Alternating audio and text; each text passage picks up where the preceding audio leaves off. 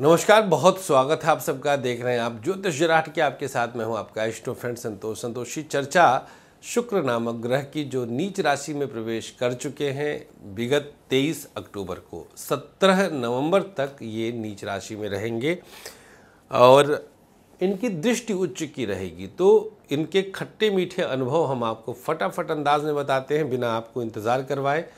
और तर्क देखिएगा, शुक्र का प्रभाव देखिएगा, कौन सा ग्रह कब किस रिश्ते में किस संबंध में बहुत ज़्यादा एक्टिव रहता है, ये देखने वाली बात है। तो शुक्र का ये जो नीच राशि वाला मामला है, कन्या राशि में जो शुक्र का प्रवेश हुआ है, यह इनके स्त्री तत्व की विषय में विसंगति पैदा कर रहा है। तो चलिए बात करते हैं मेष से लेकर मीन तक शुक्र का नीच राशि में बैठे उच्च फल कैसे पाए। मेष, भैया आपके लिए छठे भाव में शुक्र की ये स्थिति है। तो छठा भाव तो जानते ही आप, बीमारियों का होता है, ऋण का होता है, गुप्त शत्रुओं का होता है। बट पंचम से द्वितीय है। निगेटिव ये रहेगा कि बीमारी, गुप्त शत्रु आदि एकदम से बढ़ेंगे और कुछ चारित्रिक दोष भी आ सकता है। 12वें पे इनकी उच्च दृष्टि है, तो ये थोड़ा बहुत मतलब शारीरिक सुख, फिजिकल रिलेशन वाला सुख आदि देने में तत्पर है। तो अगर आपकी अवस्था है, आप बालिग हैं, विवाह नहीं हुआ है, तो विवाह की संभावना बनाएंगे। तो इनकी उच्च दृष्टि से स्त्री सुख मिल रहा, खासतौर पे पुरुषों को जो विवाह योग्य हो चुके हैं। वृषभ राशि, वृषभ राशि के लिए कन्या राशि जो पड़ती है वो पंचम भाव में है, लिहाजा यहाँ पर बैठ कर के ये शिक्षा से आपको थोड़ा सा विमुख करते हैं और ब्रेकअप आदि के चांसेस बनते हैं। बट इनकी उच्च दृष्टि है तो धन लाभ के रास्ते खोलेंगे और नौकरी में प्रमोशन के चांसेस हैं। अगर महिला बॉस है और आपकी राशि वृषभ है तो आप समझिए कि आप पर मेहरबानी बरसने वाली है। बधाइयाँ।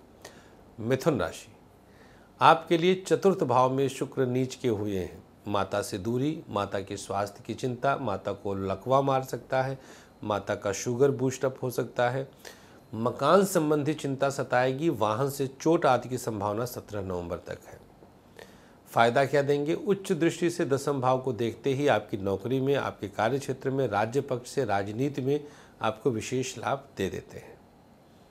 कर्क राशि, तृतीय भाव में है तो भाई बहन के प्रति थोड़ा सा विराग देंगे, दूरी बनेगी। बहन कहीं पर आपकी ब्याही है, छोटी बहन है तो चिंतित रहेगी, उसको वहाँ चोट चपेट की संभावना है, उसके ससुराल में कुछ दिक्कत आ सकती है। लाभ ये होगा कि कई धार्मिक यात्राएं आप करेंगे जिसमें से शक्तिपीठ पर आप जा सकते हैं और यात्राओं से आपको विशेष लाभ जरूर मिलेगा।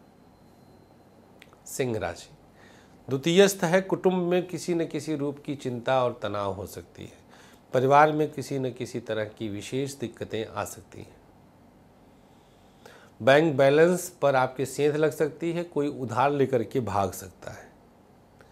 लाभ के मामले में आपको आनंद देंगे, ये दाम्पत्य का सुख मिलेगा और कहीं कोई गुप्त धन या अकस्मात धन की प्राप्ति करा सकते हैं।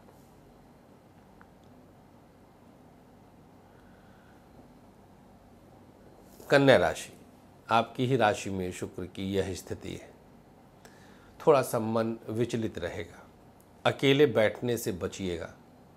मन में कुविचार आएंगे, गंदे विचार आएंगे, अपयश दे सकते हैं, आपका रिलेशनशिप ब्रेक हो सकता है। लाभ ये होगा, बहुत पहले से अगर आप अलग चल रहे थे पत्नी से या आप स्त्री हैं, पति से अलग चल रही थी, तो एक बार पुनर्मिलन की संभावना बनती है। नंबर 1। नंबर 2, पार्टनरशिप में जो दिक्कत आ रही थी वो दूर हो जाएगी। तुला राशि, 12वें भाव में स्थिति है तो बहुत सारी फिजूल खर्ची देंगे, ये पैसा रुकेगा ही नहीं। हाँ, यात्रा में कुछ चोट चपेट या मूल्यवान वस्तु के खोने की आशंका है। फायदे के रूप में जो गुप्त दुश्मन थे वो सामने आ जाएंगे, आपका पैसा कहीं फंसा था वापस मिल जाएगा। वृश्चिक राशि, एकादश भाव में ये स्थिति है। लाभ के कई रास्ते बढ़ेंगे, लेकिन खर्च की अधिकता कमर तोड़ेगी। अपने हाथ से खर्चा कम करिएगा। नौकरी में प्रमोशन के चांसेस बढ़ रहे हैं। पंचम भाव पे दृष्टि है तो बहुत सारी लड़कियों का साथ, बहुत सारे ग्लैमर जगत से आपका संबंध, बहुत सारे अच्छे अच्छे प्रोजेक्ट आपको मिल सकते हैं। गुप्त प्रेम प्रसंग शुरू हो सकते हैं। पंचम भाव पर इसकी उच्च दृष्टि है, ध्यान दीजिएगा।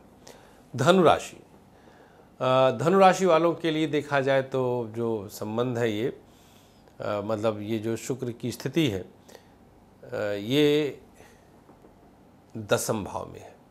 अब दसम भाव, शुक्र तो ऐसा है नहीं कि स्थान हानि करेंगे।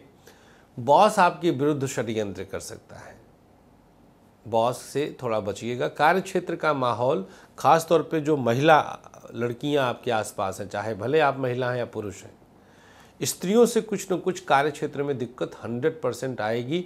पैसे को लेकर के भी समस्या आ सकती है। फ़ायदा क्या होगा? वाहन सुख, मकान का सुख, माँ से संबंध मधुर होंगे, प्रसिद्धि बढ़ेगी। मकर राशि, ये नवम स्थान पर ये परिवर्तन है। धार्मिकता, धर्म के प्रति रुचि, ये सब बढ़ जाएगा, लेकिन खर्चे आपके बढ़ेंगे। कुछ गुप्त रोग आदि सता सकता है, इससे आपको सावधान रहने की आवश्यकता है। कुंभ राशि, कुंभ राशि के लिए अष्टम भाव में यही योग बन रहा है, तो बीमारियों पे खर्च बढ़ाएंगे। परिवार में तनाव बढ़ेगा, आपसी तालमेल की कमी आएगी, शादी टूट सकती है। कुंभ राशि, फायदा क्या होगा? सेक्सुअल डिजायर्स आपके पूरे होंगे, एक ठहराव सा आएगा, रुके धन की प्राप्ति होगी। मीन राशि, सप्तम भाव में परिवर्तन है। नुकसान के रूप में पति पत्नी के बीच में दूरी बढ़ सकती है। कुछ गुप्त रोग सता सकते हैं। सप्तम भाव में नीच का शुक्र है, तो कई बार कुछ किया धरा की वजह से गर्भपात, मिसकैरेज की संभावना बनती है। फायदा क्या होगा? व्यक्तित्व में निखार आएगा, इंटरव्यू में सफलता मिलेगी, धन का लाभ होगा, घर में पुत्री संतान का जन्म संभव है। तो शुक्र का मेष से लेकर मीन तक खट्टा और मीठा दोनों अनुभव हमने बताया है, फायदा भी हमने बताया है। थोड़े बहुत लॉस तो होने ही चाहिए और हो रहे हैं, ये बैलेंस है, ये प्रकृति का संकेत है। उबर जाएंगे, चिंता मत करिएगा, हम आपके साथ हैं। प्रयोग के तौर पर आप सबके लिए एक ही उपाय हम बताते हैं।